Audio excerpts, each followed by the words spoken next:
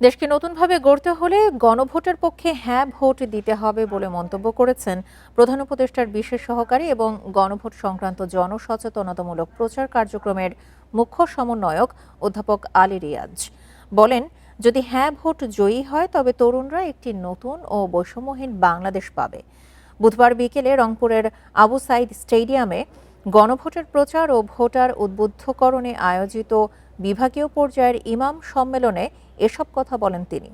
আলী রিয়াজ আরও বলেন, জুলাই সনদ কালো কালিতে লেখা হলেও মূলত এটি জুলাই আন্দোলনের শহীদদের রক্ত দিয়ে লেখা।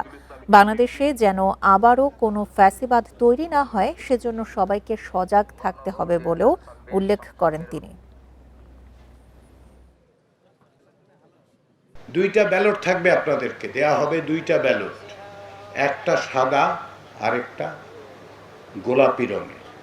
সাদা ব্যালটে জাতীয় সংসদের যারা প্রার্থী, দলের প্রার্থী, তাদের নাম থাকবে, মার্কা থাকবে। আপনার যাকে মনে চায়, যাকে যোগ্য মনে করেন, কোন দলে ভোট দেবেন এটা আপনাদের সিদ্ধান্ত, আপনার ব্যক্তিগত সিদ্ধান্ত। যাকে মনে হয় ভোট দিন।